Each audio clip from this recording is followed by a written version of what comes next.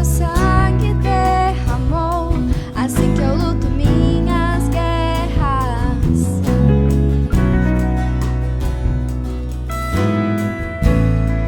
Há uma mesa preparada para mim,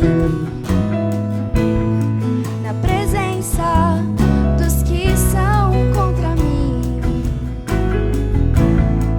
O seu corpo e o seu sangue derramou, assim que eu luto minhas guerras. E eu creio que a morte venceu, minha voz levantarei em louvor pelo que fez.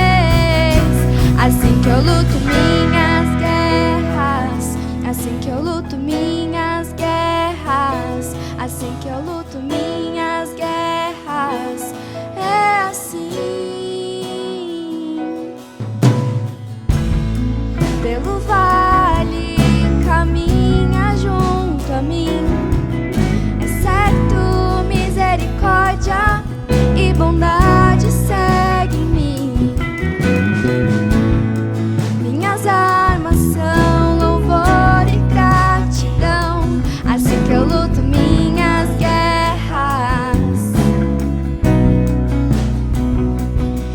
E eu creio que a morte venceu, minha voz levantarei em louvor pelo que fez. Assim que eu luto minhas guerras, assim que eu luto minhas guerras, assim que eu luto minhas guerras, é assim. Assim que eu luto minhas guerras, assim que eu luto minhas guerras, assim que eu luto minhas guerras, é assim. Parece que estou cercado, mas sou guardado por ti. Parece que estou cercado, mas sou guardado por ti. Parece que estou cercado, mas sou guardado por ti. Parece que estou cercado, mas sou guardado por ti. Parece que estou cercado, mas sou guardado por ti. Parece que estou cercado, mas sou guardado por ti.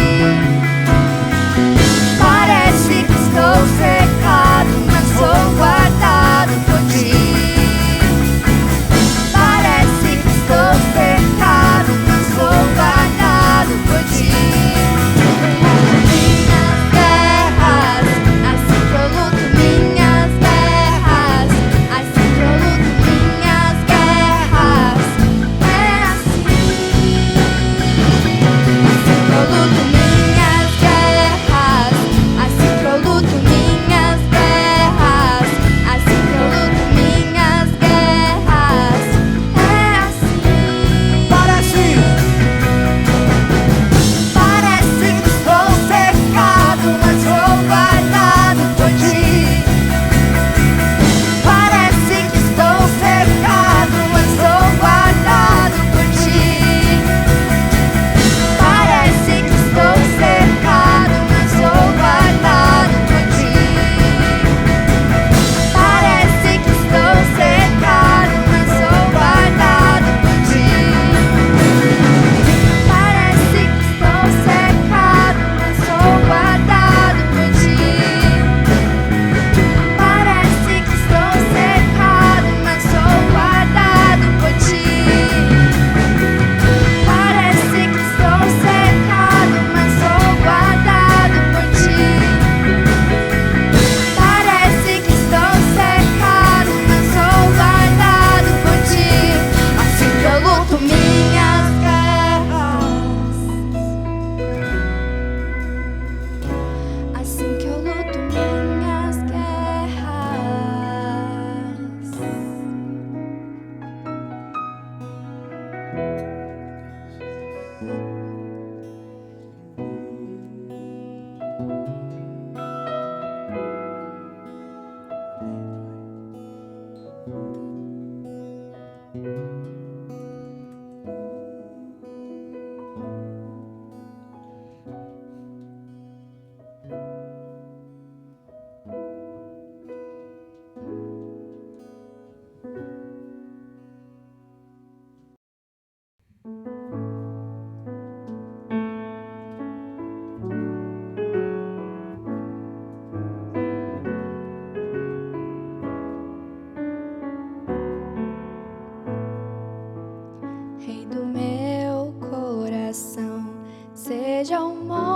fonte que percorro, a fonte que eu bebo, és minha canção.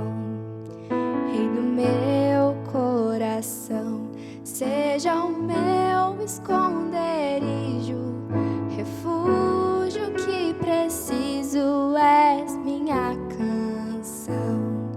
Tu és bom, bom, oh, tu és bom, bom, oh. Rei do meu coração, seja o vento em minhas velas, a âncora no mar, és minha canção. Rei do meu coração, seja o fogo em minhas veias, o eco nos meus dias, és minha canção. Tu és bom, bom, oh, tu és bom, bom, oh, tu és bom, bom, oh, tu és bom, bom, oh. Tu não me deixarás, não me deixarás jamais. Tu não me deixarás, não me deixarás jamais. Tu não me deixarás, não me deixarás jamais. Tu não me deixarás, não me deixarás jamais. Tu não me deixarás, não me deixarás jamais. Tu não me deixarás, não me deixarás jamais. Tu não me deixarás, não me deixarás jamais. Tu não me deixarás, não me deixarás jamais. Tu és bom, bom, oh, tu és bom, bom, oh, tu és bom, bom, oh, tu és bom, bom, oh, yeah. Tu és bom.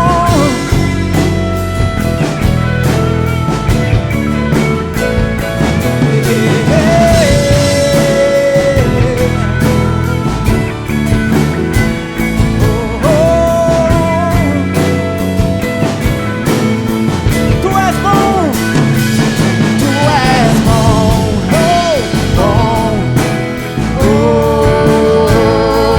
tu és bom, bom, oh, tu és bom, bom, oh, tu és bom, bom, oh.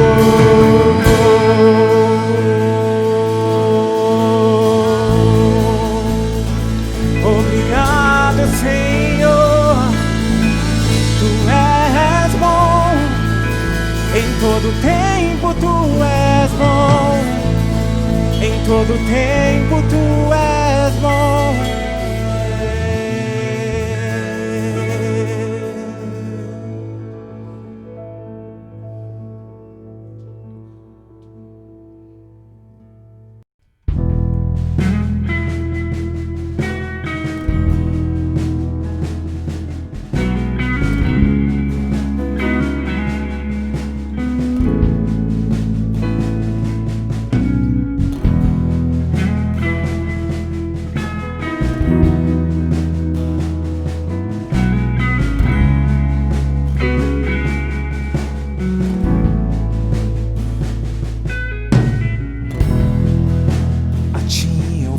clamar, pois tudo vem de ti, tudo está em ti.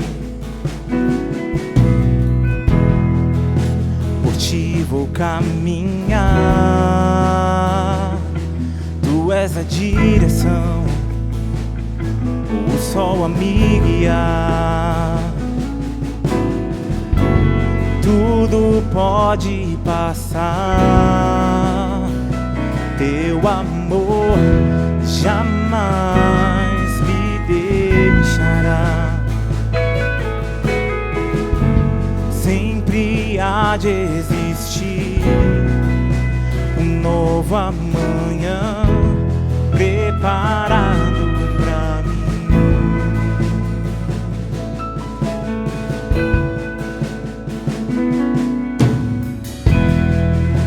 A ti eu vou clamar,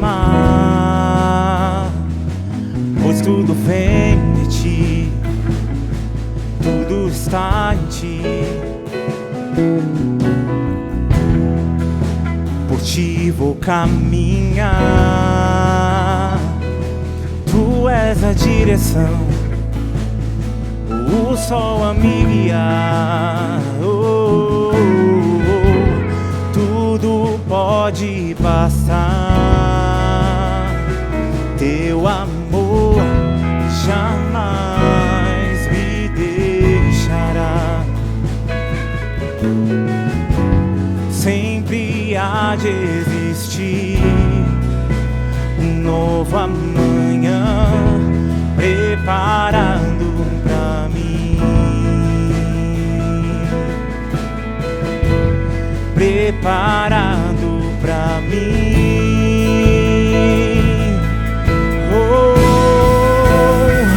Eu me rendo aos teus pés, és tudo que eu preciso pra viver. Eu me lanço aos teus braços, onde encontro meu refúgio. Eu me rendo aos teus pés, és tudo que eu preciso pra viver. Eu me lanço aos teus braços, onde encontro meu refúgio, Jesus.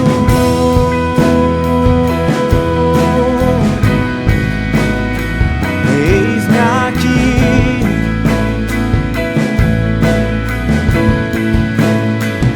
Jesus. Eis-me aqui. Eu me rendo aos teus pés, és tudo que eu preciso pra viver. Eu me lanço aos teus braços, onde encontro meu refúgio. Eu me rendo aos teus pés, és tudo que eu preciso pra viver. Eu me lanço aos teus braços, onde encontro meu refúgio, Jesus.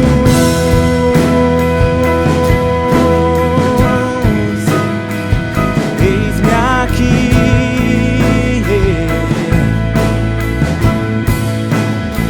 Jesus.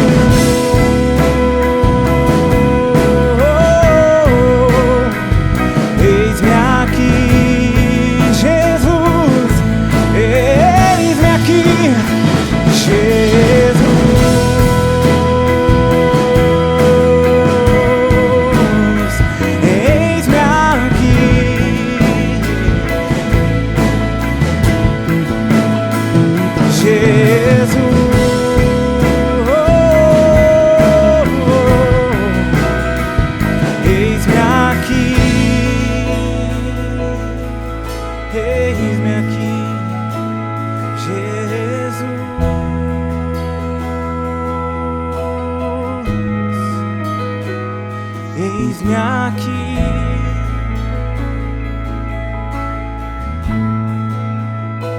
Jesus, oh, oh, oh. Eis-me aqui.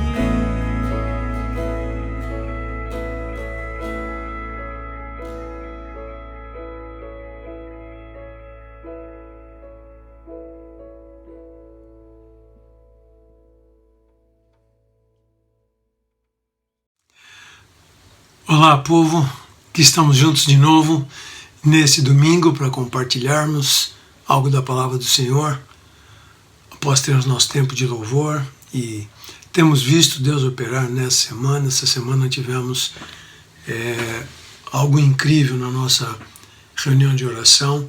Eu não vou contar tudo aqui para não expor eventualmente a pessoa, mas Deus foi tão tremendo e conversou, falou coisas importantes e pessoais, muito íntimas para uma pessoa, de uma forma que só ele fala, que quem está ouvindo muitas vezes não entende, só a pessoa entende.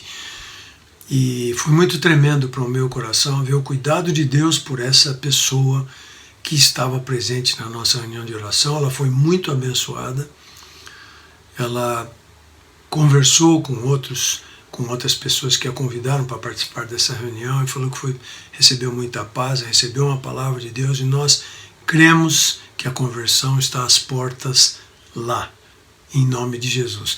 Hoje eu queria falar para vocês também sobre os nossos dízimos e ofertas. Nós estamos em tempos difíceis, temos desafios pela frente, estamos aí, como eu falei semana passada, mudando o nosso tabernáculo de lugar, buscando um lugar para estarmos, onde possamos louvar ao Senhor juntos, presencialmente, quando tudo isso for possível de novo.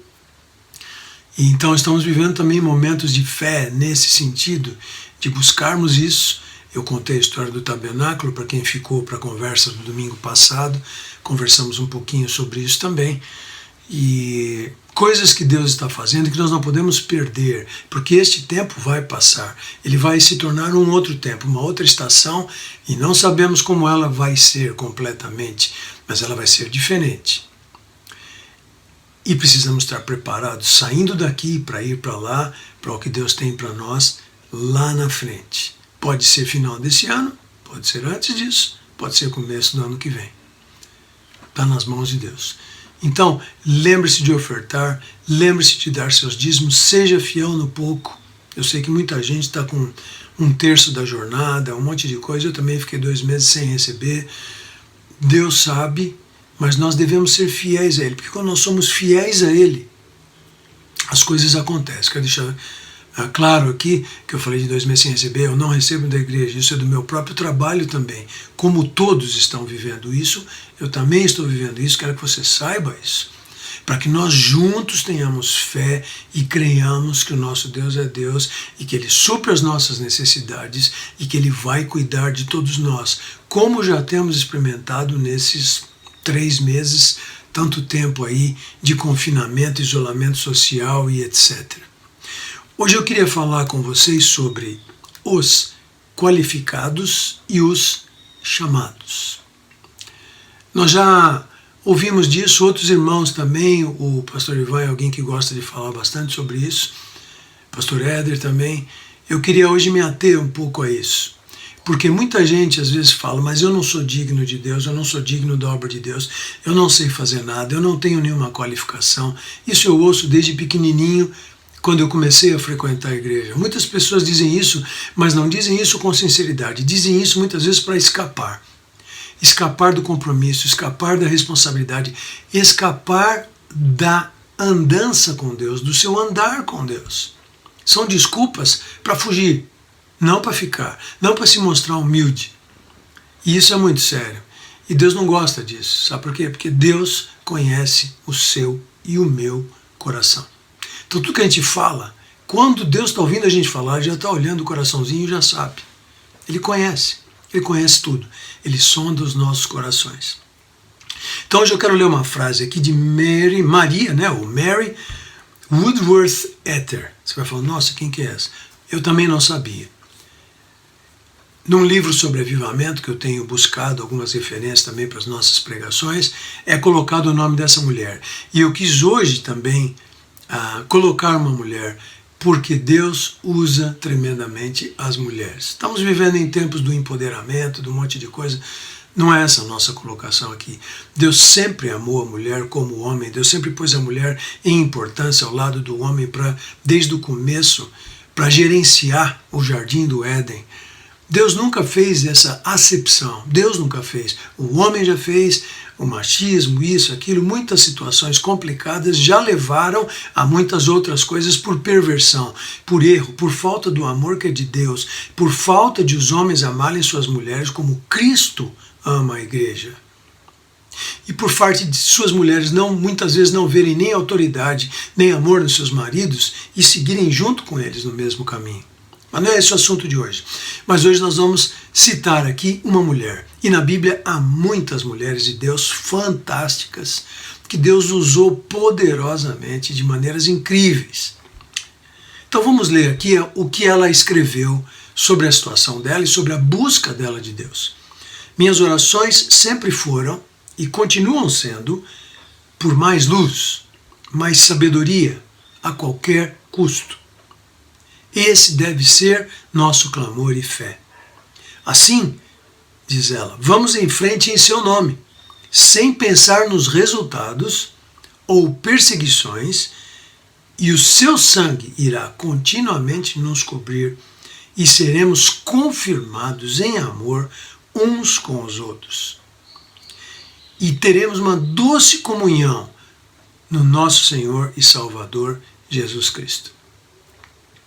Vamos em frente no seu nome, sem pensar em resultados. E essa mulher teve muito resultado. Resultado número, resultado fruto, resultado transformação de pessoas. Mas assim ela orava. Ou perseguições. Ela foi perseguida também pelo Evangelho. Em 1800, na década de 19 também. Passou por muitas coisas que eu vou ver aqui rapidamente. Por amor ao Senhor. Por amor ao seu compromisso com Deus. Ninguém se engane. Compromisso com Deus tem um preço, sim. Jesus nos salvou, morreu na cruz, isso está pago. Agora, depois disso, Ele nos chama para caminhar com Ele. Você quer caminhar comigo? Você participaria das minhas aflições? Você seria firme até o final? Esse é o andar com Jesus. Muito bem, eu vou dar um rápido caminho da vida dessa mulher e depois vou comparar com os servos de Deus que a Bíblia nos descreve. Ela foi um exemplo de como Deus pode transformar uma grande fraqueza em alguém que busca sua força. Você se sente fraco hoje? Ótimo, esta palavra é para você. Na nossa grande fraqueza, Deus nos faz tremendamente fortes nele. Isso é garantia da sua palavra, não sou eu que estou dizendo, nem é momento de palestra de autoajuda. A Bíblia diz isso. Quando nós somos fracos, Deus se torna a nossa força. Essa mulher que estamos escrevendo era tímida, tinha medo e tentava achar de todas as maneiras formas para não aceitar o chamado de Deus. Muita gente passa a vida lutando contra o chamado de Deus por medo, por insegurança, por achar que não é capaz, por problemas pessoais, por problemas profissionais, e nunca consegue, e a vida vai passando loucamente, ela não consegue ajustar tudo aquilo que ela está podendo fazer como pessoa na sociedade e tudo mais, com aquilo que Deus tem de chamado para ela, ou para ele. Ela se achava incapacitada no conhecimento da palavra e na unção, mas através de uma série de experiências com Deus, ela foi transformada. Nós vamos ter, ou a partir de agosto ou setembro, já está chegando aí, o nosso curso básico sobre a Bíblia. Toda a eclésia vai ser chamada a participar, você que é nosso convidado, se quiser também vai poder. Nós vamos fazer isso live e queremos que toda a igreja participe, porque é importante nós termos algum conhecimento da palavra. Esse curso não vai te deixar doutor. Tem gente que faz seminário, faz pós-graduação, faz um monte de coisa e não chega a ser doutor na palavra. Nem é essa a nossa preocupação, mas precisamos aprender e saber o que a Bíblia tem para nós, para nos dar vida. O seu alimento não pode vir dessa pregação de domingo. Que venha bênção, que venha edificação, que venha desafio e inspiração. Amém. Mas não pode depender disso aqui. Você precisa ter o seu tempo pessoal com Deus, onde Ele vai falar com você sozinho. Amém, queridos? Então ela se achava incapacitada e procurava achar razões para explicar a Deus por que não. Isso nós vamos ver lá na frente. Um servo de Deus muito conhecido de vocês da Bíblia fez isso com Deus também. Deus não chama os qualificados, Ele qualifica os chamados. Repito, Deus não chama qualificados, Ele qualifica os que são chamados. Ah, mas tem muita gente inteligente, muito capaz, muito carismática. Sim, sim, mas isso não é qualificação. Isso é algo que Deus vai desenvolver dentro de um chamado para que seja útil. Como nós temos profetizado muitas vezes na vida das crianças da igreja e mesmo dos adultos, palavras de Deus, toda a igreja, toda a nossa liderança, os irmãos têm feito isso, palavras de Deus para alguém que quando os outros que estão do lado ouvem a palavra, falam, mas esse cara, essa mulher, por favor. E nós sempre dizemos na eclésia isso, sempre dizemos. Isso é o que Deus vê da pessoa lá na frente. Isso não é o que você vê hoje, o que eu vejo hoje. Isso é o que Deus vê através de Jesus Cristo na vida dessa pessoa lá na frente. Aleluia. E é isso. É isso que precisa tomar conta dos nossos corações. Quando Deus nos usa para compartilharmos com alguém, nós temos que olhar com o óculos, com os olhos de Deus, com os olhos da fé. Então Ele qualifica pessoas que são chamadas. Ele usa tudo que a gente tem de bom, mesmo desde o temperamento até um curso profissional importante. Ele usa tudo isso para nos qualificar. Mas a importância é Ele nos chamar. Mary, eu vou chamá-la de Maria, porque nós estamos no Brasil, ela nasceu em 1844 e morreu em 1924. Viveu 80 anos. Ela se converteu, ela teve a primeira experiência com Jesus aos 8 anos, mas tinha vergonha por causa da sua idade. Nós estamos falando do 2 séculos atrás. E o entendimento da salvação da criança eu acho que era mais complicado do que hoje. Hoje, no Ministério Eclésia e nas nossas vidas, temos dado todo o valor para a criança como uma vida. Eu tenho convivido com crianças que às vezes vêm para eu atendê-las, junto com mamãe e tudo mais. Eu estou atendendo uma agora que ela tem um problema à noite. Sabe qual é o problema dela? Ela não pode dormir com a luz apagada porque ela vê vultos. E isso incomoda ela. Ela vê às vezes pessoas. Veja só, que luta. A criança precisa do Senhor Jesus como nós. E essa senhora, que foi uma bênção, ela teve problemas na infância dela, porque não havia uma visão para crianças. Graças a Deus, como já evoluímos nisso hoje. Sim, a igreja do Senhor Jesus evoluiu. A criança é um ser, ela tem chamado desde pequena. Samuel foi chamado quando era um menino pequeno ainda, não conhecia a voz de Deus. Deus se introduziu para ele e a partir dali ele foi um grande sacerdote e um grande profeta. Mas ele precisava ser introduzido para Jesus. Introduzido à voz de Deus, introduzido ao convívio com Deus. Nós temos tido crianças na eclésia que têm tido experiências com Jesus. Que maravilha! Experiências de visões, experiências de ouvir sua voz. Na bênção, maravilhoso. Porque tem crianças por aí que não conhecem o Senhor Jesus e que ouvem outras vozes, e que veem outros vultos, e que veem seres, e que veem um monte de coisa e não conseguem dormir à noite. Portanto, lembre-se, ela ficou até os 13 anos de idade, pela sua biografia, lutando com isso, para se dedicar completamente a Jesus, porque crianças naquela época eram vistas como crianças, não com importância. A criança, o reino dos céus é dela. E Deus hoje, ainda, como há muito tempo, Ele continua falando com as crianças, não se esqueça disso. No tempo dela, da Maria também, em 1850, 60, 70, havia uma luta muito grande se a mulher poderia compartilhar a palavra. Eram tempos complicados, por isso que eu estou usando uma mulher também, por tudo que ela passou. Então, ela não tinha certeza se Deus estava falando com ela para ela pregar o evangelho, porque ela era uma mulher. Veja só. Quando o chamado de Deus para ela era grande. Ela passou por doença. Numa certa altura da sua vida, ela quase morreu. E Deus a trouxe de volta e ela falou: olha, Senhor, se o Senhor me permitir viver mais, eu vou viver só para ti, eu vou fazer tudo o que o Senhor quiser. E diz na biografia que quando ela já disse isso ao Senhor, a sua saúde começou a melhorar. E ela se recuperou. Isso, se não me engano, foi com 70 anos, mais ou menos. Ela ainda viveu mais 10 anos para proclamar o Senhor tremendamente, com sinais, maravilhas e um monte de coisa. O chamado dela é ativação. Hoje se usa muito a palavra ativação para manifestação do Espírito em nós e através de nós. Aconteceu com 35 anos. Com 22 anos, após 22 anos do chamado, que é o que eu falei, com 13 anos ela se converteu, se decidiu por Jesus, levou mais 22 para ela ser ativada e o ministério dela se mostrar claramente. Então lembre-se que Deus nos prepara, nossa vida é um preparo para o que Deus quer para nós. Não pode ser um preparo eterno até a morte só para depois ver se você vai fazer alguma coisa. O preparo e o chamado e a ação caminham o quê? Juntos, né? Importante lembrar disso.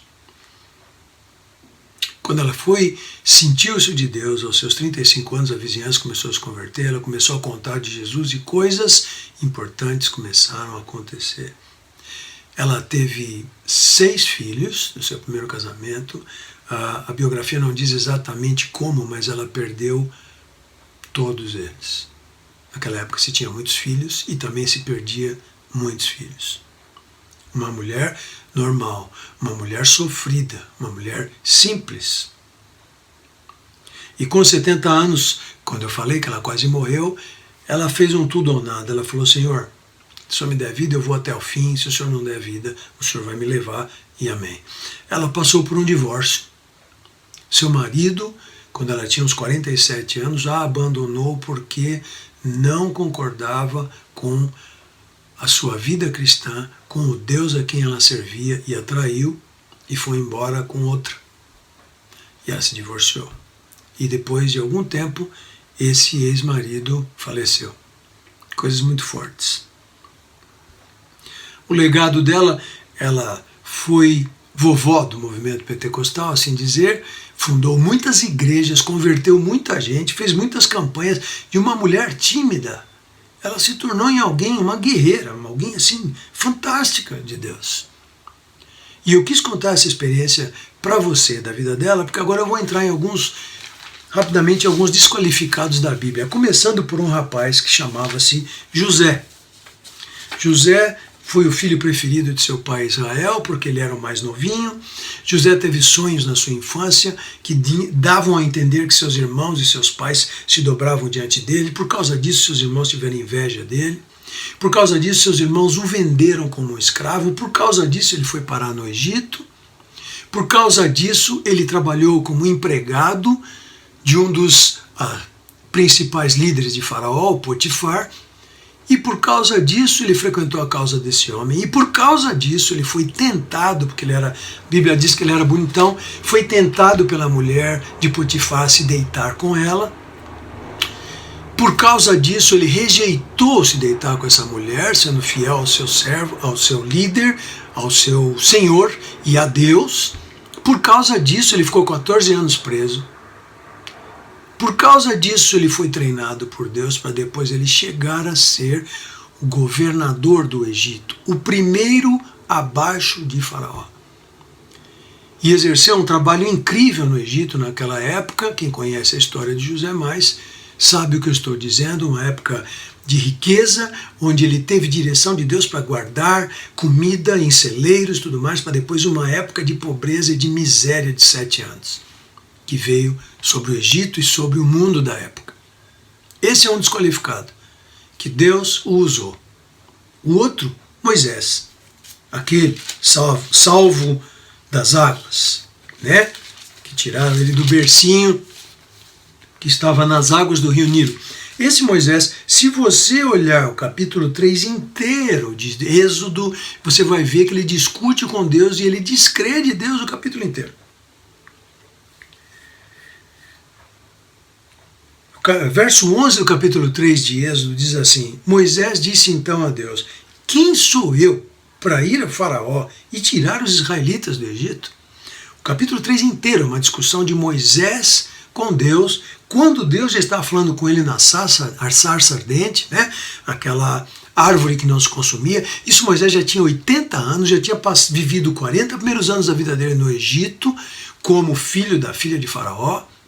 Cultura, tudo ele absorveu, tudo foi dado a ele, para depois ele sair de lá como um assassino, porque ele matou um egípcio que estava chicoteando e maltratando um judeu, tentou fazer justiça pelas próprias forças, um desqualificado.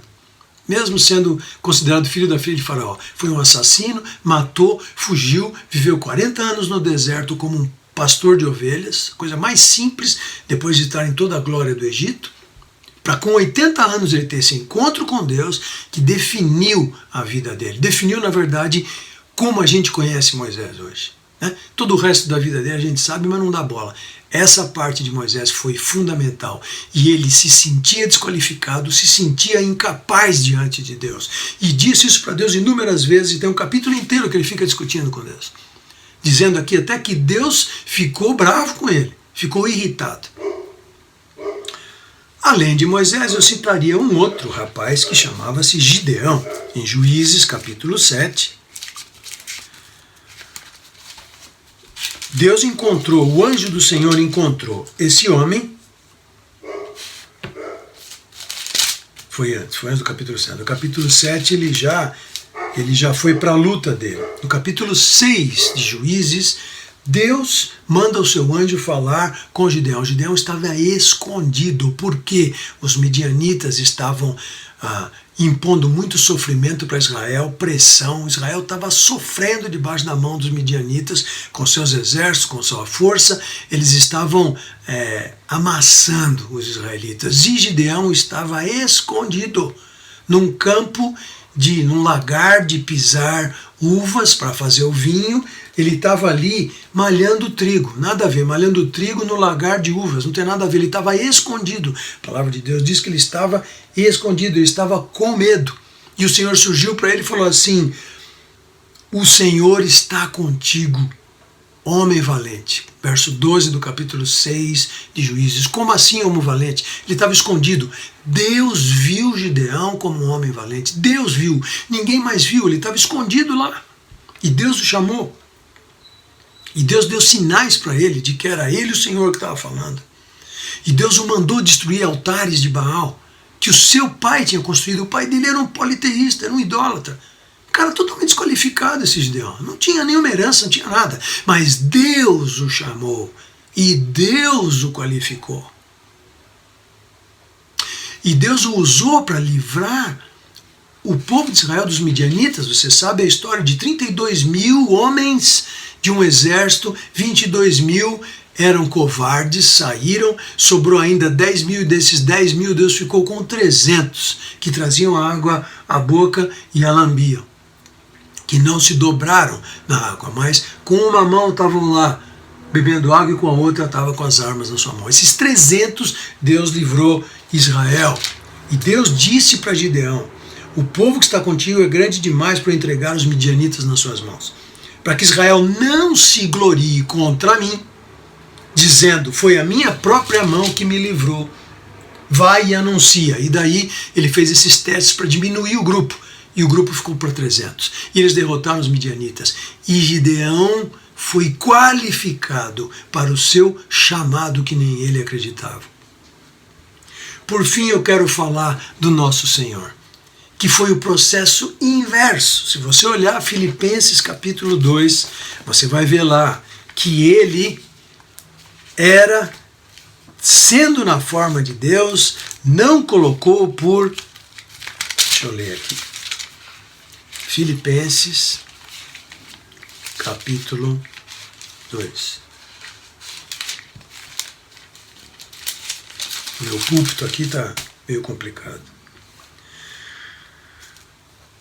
Tende em vós o mesmo sentimento, capítulo 2 de Filipenses, verso 5, que houve em Jesus Cristo, que existindo em forma de Deus, ele é Deus, ele era Deus, não considerou o fato de ser igual a Deus como algo que se devesse apegar, mas pelo contrário esvaziou-se a si mesmo, assumindo a forma de servo e fazendo-se semelhante aos homens.